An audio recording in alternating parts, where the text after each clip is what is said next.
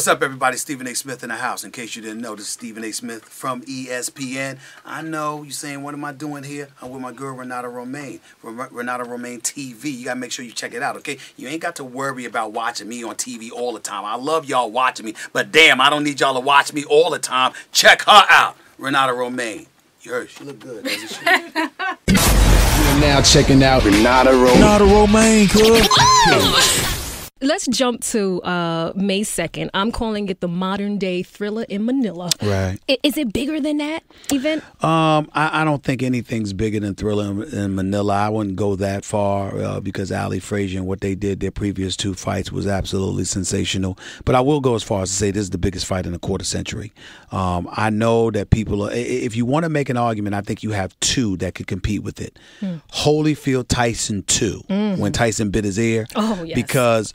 Because what happened is that you assume that Holyfield would get slaughtered in the first fight. And when Holyfield beat him by TKO, that second fight was going to be big. Yeah. So in terms of anticipation and not knowing which way it was going to go, yes, that was big. Hagler, everybody keeps saying Hagler, Sugar Ray. No. Sugar Ray everybody thought he was going to get annihilated because he had been out of the game. Right. He had the retina issue, and then he's coming in the ring against Marvelous Marvin Hagler. No, nobody was assuming that was going to be a big fight. But you knew Hearns Hagler was. And to this day, that's still the greatest first round we may have ever seen in boxing history, Hearns Hagler. What year was that? 1985. Oh, okay. So for me, that's 30 years. I was a young lad. There we go. That's all right. That's all right. Ain't nothing wrong with that. But the thing is that it was a mega fight. Yeah. To me, this fight, in terms of anticipation, is right up there. And it's because you've got a guy who I consider to be the best in the world in Floyd Mayweather and Pacquiao who's coming for him. Here's the thing, though. We have a chance to celebrate a guy who is possibly on the brink of making history, Floyd Mayweather, but yet everyone wants to see him lose. Why is he so hated? Well, he's hated by a lot of people. I won't say everyone, but I think that a lot of people hate him because he flosses a lot. He flaunts his money. He's unapologetic about it. He talks a lot of smack, and they don't see enough knockouts. The combination of all of those things, along with the fact that it took this long to make the Pacquiao fight, a lot of people blame him for that. I'm not somebody that's rooting against him. To be quite candid, I don't know too many brothers that's rooting against him. It may be somebody else, but it ain't the brothers. We want Floyd Mayweather to win. We expect him to win. You got a few who want something different, but it's primarily because we sense that the rest of the world wants him to fall. And anytime you are a brother and you know that the odds are stacked against you because Joe Public wants you to fall, that's usually when we raise up and we say, nah, we ain't having none of that. You know, we gonna stand up and root for this brother right here because of what he brings to the table. And I think that's where we find ourselves with Floyd. Pacquiao's an incredibly nice guy. Yes. Incredibly gifted. Against almost anybody else, you find yourself rooting for Pacquiao, but not this fight. At least not this way. Not at all. And I told Pacquiao, I told Pacquiao that to his face. Oh, really? Absolutely. He came on the show. He keeps laughing at me because I keep staring at him like, you're being disrespectful. You know, he'll sit there and say, he says, the Lord will deliver him into my hands. You know, all of this other stuff. And I'm like, you are going to pay for that. But you know what? Everyone they're making a big deal about Pacquiao getting all spiritual and saying how he's gonna bring Floyd to Jesus or whatever, but he's just playing into the good guy, bad guy storyline. Actually, he's not. He's very serious about that. Manny Pacquiao. I mean, he had a lot of personal. He really thinks he's going to save Floyd in the ring. He truly believes that Floyd has to be taught a lesson. He's of the mindset. A lot of people say it's just marketing and promotion. I don't believe that. I've spoken to Pacquiao. I know Floyd. I know how Floyd has absorbed it. Manny Pacquiao, for the most part, is a relatively humble guy. Don't get me wrong. He is not like he hasn't flossed. It's not like he doesn't have a nice car, nice home, all of this other stuff. Right. Now, he doesn't want his money. That's why he turned down the $40 million in cash Floyd offered him. There you go. But now it was wise on his part because he's going to get about $150 million for this fight.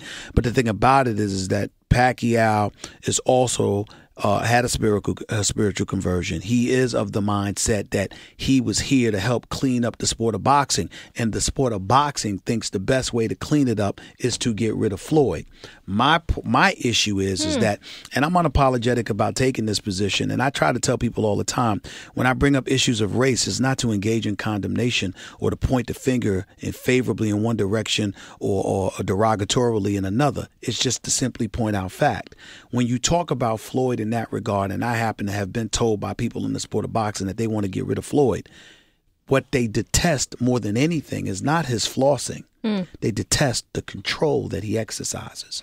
Floyd Mayweather is the boss. He is in control of Floyd Mayweather Promotions. But he didn't start out that way. He didn't start out that way. No. But you have to understand, they still resent it. Right. They still resent it because for decades, the sport has operated with promoters and sanctioning bodies and the networks controlling boxing. I want you to hold that thought, because I think that is the brilliance of Floyd Mayweather. I see past the flossing and the women and the cars. But that's what I'm trying to say to you. What I'm saying to you is that you and I feel what most brothers and sisters feel.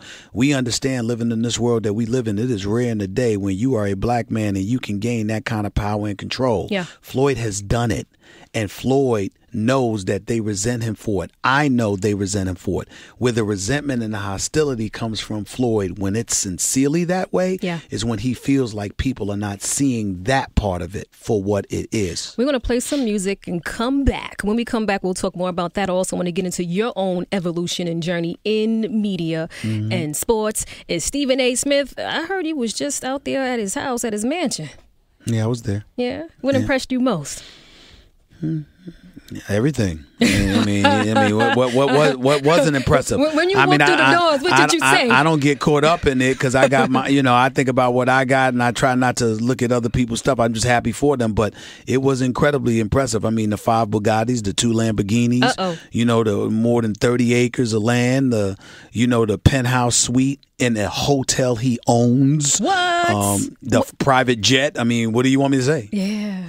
I was all those places. He's got it all. It's Stephen A. Smith on Air Candy Mornings. When we left off, we were talking about the good guy, bad guy role. And I read a brilliant article in, I believe it was Rolling Stone magazine, and they laid out how Floyd brilliantly marketed himself in such a way that allowed him to position himself to become a boss, his own boss, have his own promotions company, something that a lot of boxers never done. I think maybe Golden Boy, Oscar De La Hoya was did the it to first. some degree, right? There's no question that Floyd is a pioneer in that regard. In terms of where he took it, he was assisted tremendously by Leonard Ellaby, along with Al Heyman. Al Heyman is phenomenal. There's no question about it. But he's also despised because a lot of people again hate the control that he exercises. Al Heyman, Leonard Ellaby, Floyd Mayweather, these are black men, right? And so when you look at what they're doing, look, it's not about they're not hated because of their color or anything like. They hate it because they've taken away control, and when you take away control, you ultimately take away control of the dollars. And anytime you're taking control of the dollars away from somebody, they are not going to like you. Yes. And then the fact that you are a young black man like Floyd who flaunts it, because Leonard Ellaby doesn't flaunt it, right? Al Heyman doesn't flaunt it, but Floyd flaunts it. Will that hurt him in the end? No. Not him. It would hurt 99.99999% of the people out there. Floyd Mayweather has over $200 million in the bank. Floyd Mayweather owns about 4 different buildings. Floyd Mayweather owns his own private jet. Floyd Mayweather literally walks around with a couple of million is spending money. Right. Floyd Mayweather is set for life. He doesn't have anything to worry about. So I would never advise anybody to be the way that he is, because you can't do that. But what I would ask them to do is to rewind the tapes of Floyd Mayweather when he was on a come up. Yes. When he was on a come up, that wasn't Floyd. And the reason why it wasn't Floyd was Pretty Boy back in the day. That's right. Now he's money. So you have to understand what happened. Floyd Mayweather recognized a way to market himself to build, whether it was love or hatred. You know what they say? You're a lady. The fact is that the death of any relationship, the death of affection or whatever, is not love or hatred. It's indifference and apathy. It's when you get bored with somebody. That's the end. But if you when you start putting in the work. There you go. But if you're excited about them to the point where they get your antennas raised, whether it be negative or positive, as long as their antennas are raised, there's always a chance. Well, you know how to raise many antennas. You do that oh so well. Stephen A. Smith, we want to come back. I want to talk about your evolution in the business of media. I'm Renata Romaine. It's Hip Hop Nation. Hip Hop Nation, I'm Renata Romaine, your ear candy. We're back talking to the brilliant Stephen A. Smith. Now, your knowledge is admirable. Your knowledge of the sports and just issues in life, the issues that pertain to the Black experience, especially. You have an unapologetic delivery, an unapologetic confidence. It might turn some off, but it has garnered you, I think, some respect in this business. When you speak on issues outside of sports, issues that people might deem to be controversial, how do you balance, how do you toe the line between being a journalist and staying true to your views? Well, the way I do it is simply by doing this. Speak from my heart based on questions I am asked. If you don't ask me, I won't bother you with them. I'm constantly requested. I turn down 50 speaking engagements a year.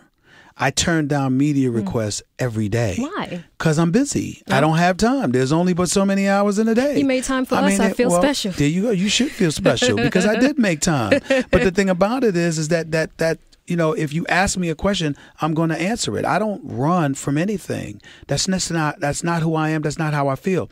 I try to acquire as much knowledge as I possibly can to speak intelligently about whatever I choose to open my mouth about. Whatever I don't definitively know, I will openly acknowledge. Are you now self-editing, though? You self-edit from the perspective you understand that when you're reaching over 50 million people a week, when you open your mouth, you have a responsibility to try to be as intelligent and as fair-minded as you possibly can. And part of being fair-minded is recognizing when a willingness to admit when you don't know. If I don't know something, I don't know. I'm quite sure that you saw my comments when I gave a speech at Vanderbilt University a couple of months ago when I talked about, you know, Black folks should vote Republican at least once. Yes. Well, I went on the air. I was giving a speech at Vanderbilt. And they was asking me about the plight of the Black community. Yeah. And I said to them, in my perfect world, I wish that every Black person in America voted Republican one time. Absolutely. The only reason I made that statement, I'm not a Republican. I voted Republican once in my entire life. You seem like an independent. I am a registered independent. Yes. I'm an independent thinker. And I have a problem with somebody being able to take anything about me for granted. It could be a woman. It could be family members. It could be business. It could be my vote. I have a problem with anyone who thinks they can take me for granted. The fastest way to lose my support, my love, my affection, or anything is when you take what I believe should be an appreciation for me and turn it into an expectation. But you know, but we have to know that we have the power. Right. We have the power to hold politicians accountable. We have the power to make demands because for too long we've been giving away our vote. But again, we've been giving away our vote, and why? It's because I think folks engage in demagoguery on far too many occasions and fear-mongering, and what folks try to do is say, well, these people are against you. I don't get caught up in all of that. Show me your policy, show them a policy, let them show me theirs, and let me decide, as opposed to you saying, well, you know what, they don't love you. Yeah. They ain't going to be there for you. Well, wait a minute. Then that means you don't have to show me what you offering. And I'm not like that. If I go, I'm getting ready to buy me a new ride. You know why? What you looking at? I'm not going to tell you that. I'm very, very private, my love. I'm sorry. That's just the way I am. I don't tell my business. But I go like this. I will tell you this. I've been shopping for 3 months. Why? Because I either can't find the right ride or I can't find the right price. Okay. I'm shopping. You understand? When I go and I buy and I get my stuff made or whatever, I shop. That's the way they do. We all do that. Why not do that with somebody who's trying to get our vote. That's all I was saying. I never said vote Republican or Democrat, literally. Right. I'm saying make them flatter you. Yes. Make them sell you on what they have to offer. And don't be so transparent. Sit back and say, what are you bringing? Right. I want to hear. That's all I meant by that. And if we've been voting in excess of 90%, 85 to 90% for one party, we have alienated the other party. So we've given one party a license to take us for granted, the other party a license to ignore us because they assume they'll never get our vote, and then we have no representation. And then we wonder why they're paying attention to amnesty and all of this other, and immigration reform and all of this other stuff pertaining to the Latino community. Yes. Because the Latino community, which is now the dominant minority, by the way, or the gay is making them, community. or the gay community, they're making you stand up and recognize their power. Woo! Stephen A. So for president. why can't you do that? Yes. I don't think there's anything wrong, but it's a shame that people misconstrued what I was trying to say. But that comes with the territory. I'm a big boy. It's big boy rules. That's what they want to do. It's not going to stop me. Woo! I'll tell you what, we're going to cool off real quick, come back, talk NBA playoffs. It's Stephen A. Smith on Air Candy Mornings. Black athletes, are they held to a different standard, a higher standard? Or do you find that they're under more scrutiny than other athletes?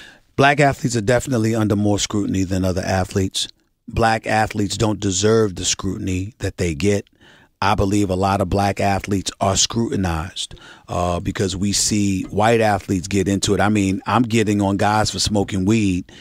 Nobody got into Josh Hamilton having a relapse of cocaine with Major League Baseball and how, he ultimately won his arbitration case because, it wasn't considered a habit, like he, really? or whatever. So I don't know I don't have the direct story in front of me. I don't recall the specifics, but the bottom line is cocaine and weed are two different things. In the end, I do understand that. What I get on black athletes about is, and so what? This is what you knew before you joined this game. Right. That's like me complaining that I'm going to get more scrutiny. You think I don't know that I'm going to get more scrutiny than some of my white counterparts? It's par for the course. We live in a society where we're only 12% of the population. White folks make up 66% of the population. I expect them to get treated more favorably than me because the numbers favor them. Yeah. It's just that simple. I don't have to go to the historical perspective. I don't have to look at so many other things that we look at. You just have to look at the numbers. Yeah. The fact is they're not going to relate to nor understand me in a way my own is going to understand me, but they outweigh us, outnumber us by more than 5 to 1. Yeah. That's the reality of us in America. And when you accept that reality, then you understand the trials and tribulations that are inevitably going to come your way. Don't whine about it when you got your hand out, willing to take the money, understanding the stipulations that come with it. But once you get paid, all of a sudden, you want to sit up there and use your behavior as an excuse because of the things that you have to deal with when you knew inevitably you were going to have to deal with them before you got the money, but you made the decision to do it anyway. Those are big boy rules. And that's what I try to remind the brothers of. Not to hurt them, not because I want them to lose their money. There is no brother in the world of sports or beyond. There is no brother alive that can look me in my face and tell me they see a man who wants them to fail. I want them to succeed. Right. I pray for them to succeed. And when you see me going off on TV, it's because I'm pretty pissed off at them that they're not succeeding because they're getting in their own way. Right. And I don't want them to do that. Well, I think anyone that listens to you and know you, they can see that you celebrate these guys. It's not, you have some people that bash and wag the finger, but you do it in a celebratory way. It's clear that you want to see them win. NBA playoffs real quick. I don't know about you. I know you're from New York, but when my Knicks are not in it. Don't bring up the Knicks. When my Knicks are not in it. The interview will get canceled right now. I'm not in it. I'm not interested in talking about the Knicks. They've ruined my entire season. Yes. I'm not interested. What else? What's the next question? It can't be the Knicks. Well, no. They stink. Yes, they do. They stink. Absolutely. And they hoodwinked Carmelo Anthony. They lied to him. And as a result, he's in this ridiculous situation. When do you blame Carmelo Anthony, though? Like, we keep giving him a pass. I'm not going to give him a pass from the perspective that he has not played in an NBA Finals in his entire career. That is unacceptable, especially for a now $124 million man. But he is one of the top 5 offensive players of this generation. Yeah. He is no scrub. Okay. Carmelo can ball. He hasn't had help. That's the bottom line. Now, that doesn't completely absolve him. He's got to do better. I think it's an indictment against Carmelo Anthony when you see the way Iman Shumpert and J.R. Smith look in Cleveland. And compared to how they looked in New York. Well, they have LeBron. They have LeBron. So clearly Melo's not LeBron. So we understand that. But that's about the best you can do. Here's how you could criticize Melo. He's not LeBron. He's not Kevin Durant. He's not Russell Westbrook. Okay. Most of the world. All right. But that's about the worst you can say about Melo. Yeah. Melo is big time. And by the way, he's a good brother too. And I wish him nothing but the best. Absolutely. I can't knock him for taking the money because nobody could come within $25 million of the money he got. So in order for him to be elsewhere, only the Lakers could come within $25 million. And then after that, Chicago could only come halfway because all they had to offer was $65 million. He's supposed to pass up $65 million. He ain't stupid. I got you to talk about the Knicks, by the way. It's Melo. Now you change your. See, women get you to do such the craziest things. You changed your Eastern Conference pick from Chicago to Cleveland when D Rose got hurt. He's back. So are you going back? No, he's not 100%. He's not 100%. I can't trust D Rose. I can't trust D Rose to be healthy. I love him. He's a good dude, great talent, but his health has been highly questionable. MVP choice. Steph Curry? Steph Curry. There you go. Over James Harden. And that was really hard because I think James Harden really, really deserves it. Yeah. But Steph Curry was 10 games better. He was the best he was the best player on the best team. I got to show the baby-faced assassin the love that he deserved. Stephen A. Smith. Yeah. Civ 5 Nation.